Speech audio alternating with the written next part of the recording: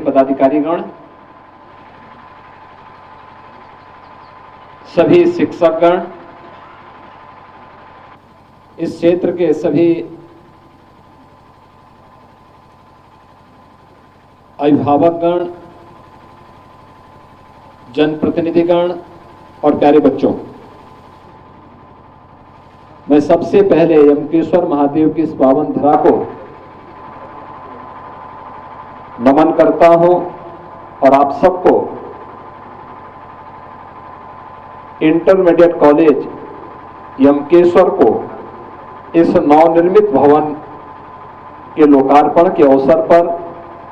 हृदय से बधाई देता हूं। एक भव्य भवन आज आप सबको यहां पर प्राप्त हुआ है और मैं मानता हूं कि अगले 1 महीने में आपको यहां पे अच्छे फर्नीचर भी इसमें मिल जाएंगे, जिससे अन्य जो भी यहाँ की आवश्यकताएं होंगी उन सभी आवश्यकताओं की पूर्ति भी यहाँ पर मिलकर के इस ग्रामीण देवभूमि पर अत्याधुनिक सुविधाओं से युक्त शिक्षा और स्वास्थ्य के इंफ्रास्ट्रक्चर पर जो डबल इंजन की उत्तराखंड सरकार का ध्यान है, उसके अनुरूप सुविधाएं इस विद्यालय में प्राप्त हो, ये सभी आपको प्राप्त होंगी।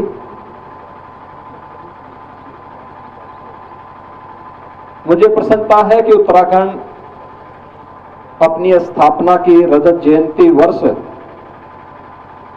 को संपन्न करने के साथ ही अब विकास की एक नई ऊंचाइयों को प्राप्त कर रहा है और उन ऊंचाइयों को प्राप्त करते हुए महत्वपूर्ण विकास केवल एक तरफा नहीं है, अपनी सभ्यता और संस्कृति को बचाए रखते हुए,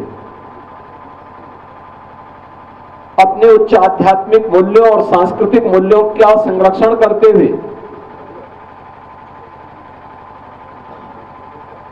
जीवन के प्रत्येक क्षेत्र में विकास के नित्य नए आयाम आज यहां पर स्थापित हो रहे हैं। हम सबको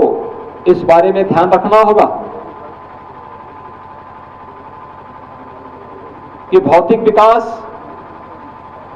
ये जीवन का अंतिम लक्ष्य नहीं होता है और उसका एक पक्ष है, तात्कालिक आवश्यकताओं की पूर्ति का वो माध्यम होता है, लेकिन विकास वही सार्थक होता है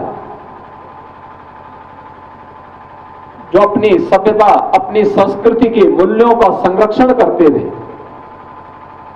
उसका सम्मान करते हुए हमें नित्य नए सोपान की ओर आगे बढ़ने के लिए प्रेरित कर सके।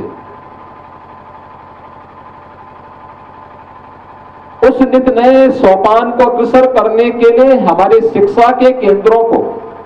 अपने आप को तैयार करना होगा। यानी हमारे विद्यालय केवल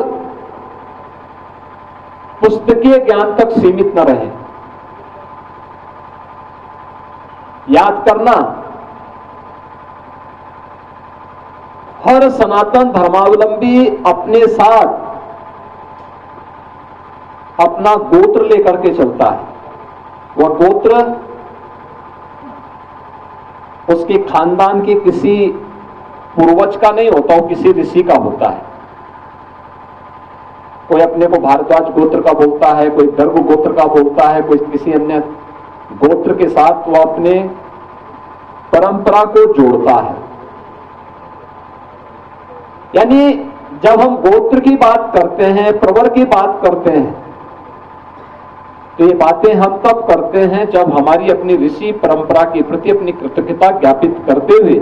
हम उसका स्मरण करते हैं। हम अपनी ऋषि परंपरा के प्रति जो कृतज्ञता ज्ञापित कर रहे हैं, इसके पीछे का भाव क्या है? उसके पीछे का भाव यही, क्योंकि यह हमारे शिक्षा के, हमारे संस्कारों के केंद्र थे, जैसे प्राचीन काल में गुरुकुल भी कहते थे। ये गुरुकुल केवल अध्ययन का एक मात्र साधन नहीं था,